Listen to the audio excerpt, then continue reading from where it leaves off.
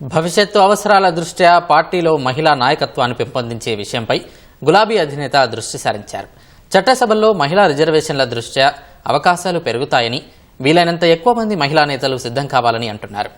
MLC కవిత సహా BRS నేతలకు కేసీఆర్ ఈ విషయమై దిశానిర్దేశం చేశారు.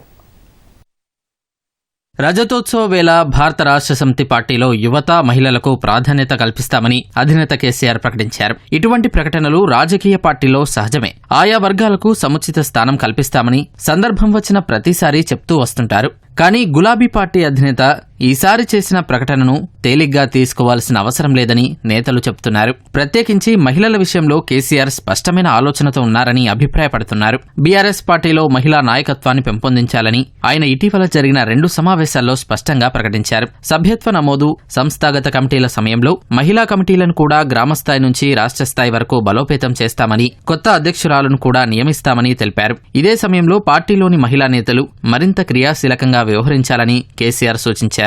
మహిళా నాయకత్వం బలపడేలా ప్రోత్సహించాలని నేతలకు స్పష్టం చేశారు.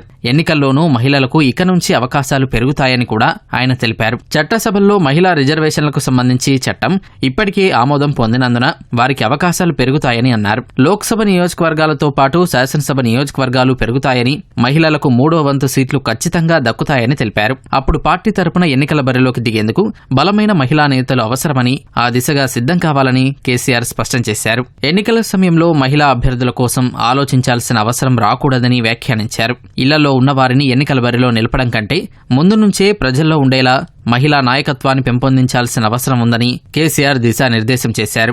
పార్టీ నాయకత్వం ఆ దిశగా దృష్టి సారించాలని, ఎక్కడికక్కడ మహిళా నాయకత్వాన్ని ప్రోత్సహించాలని నేతలకు అధినేత స్పష్టం చేశారు. బీఆర్ఎస్ ఎమ్మెల్సీ కవితకు కూడా ఈ విషయమై కేసీఆర్ ప్రత్యేకంగా సూచనలు చేశారు. తెలంగాణ జాగృతి తరపున వివిధ కార్యక్రమాలు చేస్తున్న కవిత పార్టీలో మహిళా నాయకత్వాన్ని పెంపొందించే విషయమై ప్రత్యేకంగా దృష్టి సారించాలని ఆయన తెలిపారు. అటు ఇప్పటికే పార్టీలో ఉన్న కొంతమంది మహిళా నేతలకు వచ్చే ఎన్నికల్లో పోటీకి సిద్ధంగా ఉండాలని పరోక్షంగా సంకేతాలు ఇస్తున్నట్లు సమాచారం.